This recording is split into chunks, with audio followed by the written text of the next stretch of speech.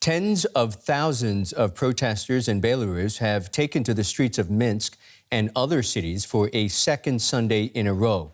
They're demanding President Alexander Lukashenko's resignation, accusing him of rigging elections 2 weeks ago. Lukashenko, who has ruled Belarus for 26 years, has accused NATO of trying to split up Belarus. He's ordered the army to mobilize, saying the country was at risk of imminent attack. Putting on a show of force, Belarus President Alexander Lukashenko told his military commanders to use the toughest measures possible to protect the country. He claims enemies are at the border.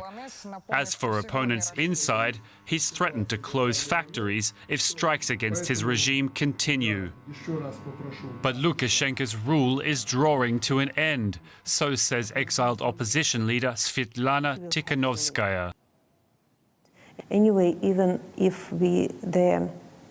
this movement will slow down or calm down a little bit, but our people, they will not accept our president anymore. We have changed, our minds have changed, and we will not be able to be under this president anymore, under these authorities. We will struggle till our victory, till we will get the changes in our country. The struggle continued on Saturday. Women took a stand against the violent repression of protests, ignoring official warnings. And more crowds gathered in central Minsk, staying into the night. We are many. It's impossible to silence, to fire, and to imprison everyone. If they jail 100 people, 200 will protest tomorrow because people can't stand this anymore. We've reached our limit. They have shaken off fear and set hopes alight.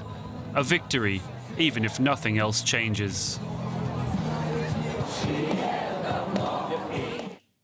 From Minsk, I am joined by DW correspondent Nick Connolly on the telephone. Nick, I'm happy that we have a connection. But what's going on there right now? Good afternoon, Michael. Well, I'm standing just off Independence Square, the main square here in Minsk, that is just a sea of white and red protest flags. As you mentioned, there's no signal on the square. That's been a government tactic in recent weeks, cutting off mobile internet to prevent footage of all of this getting out.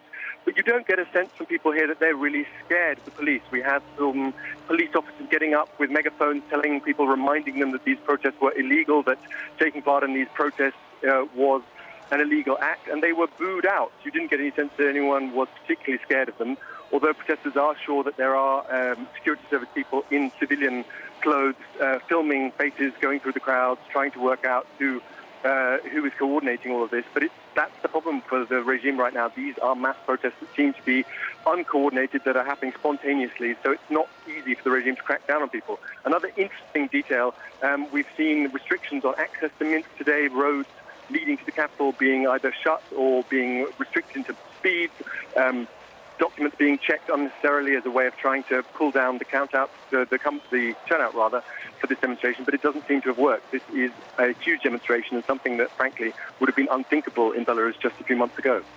Nick, spontaneous, but certainly massive. We're seeing images of just huge gatherings of what appear to be pretty resolute people standing their ground there. The Belarus's defense minister, Viktor Krenov, says authorities will deploy in Minsk to protect monuments, implying, of course, that they would potentially use the army against these demonstrators.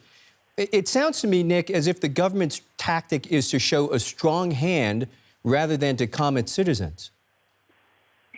Well, quite, and this seems for now to be counterproductive. People are outraged, the ones I've spoken to who've been reading this news in the recent minutes, as this news only came out about an hour ago, that indeed the army would now be brought out onto the streets of Minsk, essentially to face off against unarmed protesters. So far, only riot police being used during these protests.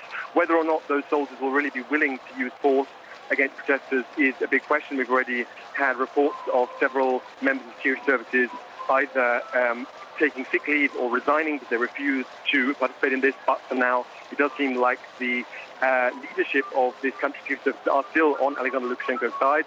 But these are very scary times here in Belarus. Yes, the situation in which the army would be deployed within the country is unprecedented. But talking to people and looking at them, you don't get the sense people are for now particularly worried for their personal safety, if only because of the big numbers. There's a feeling that the regime can't arrest everyone who's come out in recent weeks. The numbers are just too big. No doubt we'll be hearing more from Nick Connolly from Minsk as the day develops. Nick, greatly appreciated.